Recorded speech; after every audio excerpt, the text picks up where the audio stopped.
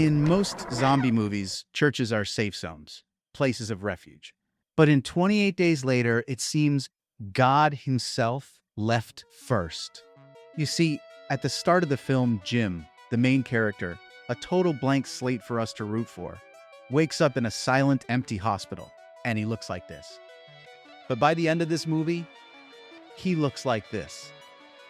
Covered in blood, unrecognizable, running around with rage, and moving like he's been infected, yet he hasn't been bitten. Not even once. You think you're watching a zombie movie about a virus outbreak and survival. But what you're actually watching is a film that understands all the institutions we trust to save us are the ones we should fear the most. The church, our family, the government, the military, and maybe even God himself. But before we unpack this transformation, let me quickly get you up to speed with the basic plot of the movie.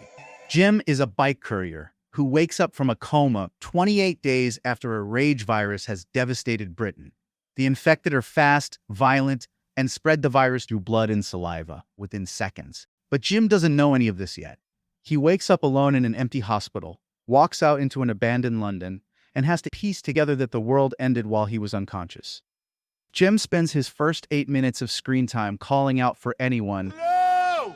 And nobody answers, which sets up what the film is really about. The terrifying weight of silence. Zombie films are usually loud, chaotic, and overwhelming. Occasionally, they will use silence right before a jump scare, but other than that, music usually fills up any quiet time. But this movie is covered in silence. Eerie, unbearable silence. And that silence is the first clue that something else is going on here. Because in this new world, silence isn't peace. It's the menacing undertone of a threat that's always present. You see, Jim is not a soldier, he's not a survivor, he's just a guy who slept through the apocalypse and now has to catch up. And the film follows his journey as he meets other survivors and tries to find safety in a world where safety no longer exists. And the first place he looks, a church. This church scene is where the film does something absolutely brilliant. It gives you a visual shorthand for the way this movie is going to tear down every core institution that underpins society, piece by piece, and it does it in under 3 minutes. Because this moment is not just about finding an infected priest. It's about what that priest represents. The church is supposed to be a sanctuary, divine protection, a place where evil can't touch you. And Jim walks in there with that assumption. But what does he find? Bodies piled in the pews, and a priest who's been transformed into the very thing he went into the church to get protection from. Notice how the film frames this moment. The church is dark, empty of any divine presence. There's no music here, no dramatic score, just the sound of Jim's footsteps and movements echoing in the void. And then the priest lunges at him, and Jim barely escapes. If God ever existed here, he's gone now. The church couldn't save anyone. Not the congregation, not the priest, and definitely not you. And this pattern repeats, because the film is systematic in how it dismantles everything. Next is family. Jim makes it home to find his parents and discovers them dead in their bed. But they're not infected. They chose this, and they left him a note. Jim, with endless love, we left you sleeping. Now we're sleeping with you. Don't wake up. His parents looked at the world, looked at survival, and said no. They chose death over fighting, over waiting, over hoping their son might come back one day. And this is where the movie takes a risk that most survival films from that time were too afraid to take, especially when you compare it to the big action-heavy horror movies of the late 90s and early 2000s. You see, the film doesn't condemn the choices parents made. It just presents it as rational, because maybe it was. It acknowledges that survival isn't automatically worth it.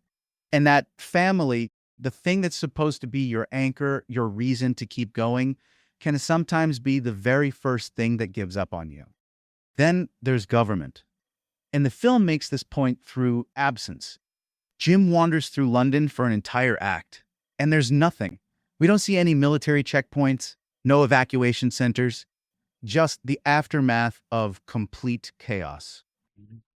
But the government, what are they doing? There's no government. Of course there's a government. There's always a government. They're in a bunker or a plane.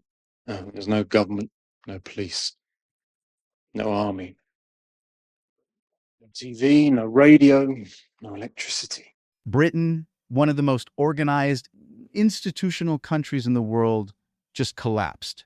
And in just a few short days, the entire country is left empty and void, with no one in charge. But then the movie gives the characters a reason to hope, which is usually the first sign that things are about to get much, much worse. Because the film lets you believe that maybe the military is still out there. Maybe there's a base somewhere, some place that has order and still has a little piece of the old civilized world. And when Jim's group hears a radio broadcast promising safety, salvation, and the answer to infection, they travel across the country to reach it. And they do, in fact, find the military. A small unit of soldiers holed up in a mansion led by Major Henry West. And for about 10 minutes, it feels like maybe this is it. Maybe this is the institution that survived, the one that can protect them. And then the film reveals what these soldiers actually want and what their answer to infection actually means. They want women. They've been waiting for women to arrive so they can keep the women as property, repopulate the earth, and create some twisted new society. Major West explains this with complete calm, like it's logical, like it's the natural order of things now. Watch how the film frames this reveal. It's not a shocking twist, it's gradual. A comment here, a look there, the way the soldiers size up Selena and Hannah, the way Major West talks about the future, and by the time Jim realizes what's happening, it's too late, they're already trapped. And this is the film's most devastating institutional collapse. Because the military, the ultimate symbol of rules and order, isn't just failing to save anyone. They are the ultimate threat. In fact, they're the ones you need saving from. The infected are a problem, yes, but they are driven by a virus, while the soldiers are making a choice.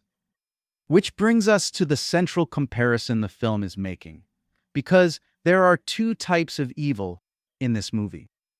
The infected have rage. It's instant, mindless, biological. They see you, they run at you, and attack. It's pure, honest, and there's no thought behind it. But the soldiers, their evil is calculated, which is by far the worst kind of evil. They looked at the collapse of civilization and decided to become monsters because they could, because there was no one left to stop them. Also notice how the infected don't even matter in the third act. The entire climax is human versus human. Jim fighting the soldiers fighting each other, Selena and Hannah hiding from men, not monsters. And when Jim releases the infected soldier into the house, it's actually a relief, because at least the infected are honest and not calculated. And this pattern plays out perfectly in Jim's evolution throughout the film. Just look at his transformation. In the beginning, he's gentle, confused, cries when he sees his parents. He tries to talk to the infected priest, but by the end, he's gouging out a soldier's eyes with his thumbs. He's covered in blood and is indistinguishable from the infected, except for the fact that he's strategically choosing his violence. He hasn't been bitten. He's not sick. He's just realized that the old rules don't apply anymore. He's completely shed his blank slate persona, and now he mirrors the cold darkness that made the soldiers more terrifying than the infected. Now let's talk about that ending. So they survive, they make it out of the compound, find a remote cottage, and wait for rescue. And then we see it. A plane flies overhead. They've spelled out hello in giant fabric letters, and the plane sees them. Most films would end here, with hope, with the promise of salvation, rescue, and a return to civilization. But watch the film's final images. They're still isolated, still alone, still waiting. And that plane, it's just another institution, another promise that help is coming. And we've already seen what happens to every institution in this film. They all fail. The church, family, government, the military. And the film ends by showing you another institution, another promise of salvation, and asks you a question it doesn't answer. Why would this one be any different? And that eerie, empty silence that's haunted the entire film is back. Because even with the plane overhead, even with the possibility of rescue, the film knows what you should know by now. The real infection isn't rage. It's what happens to humans when institutions collapse. When we're left alone with nothing but our worst impulses and no one to stop us from acting on them.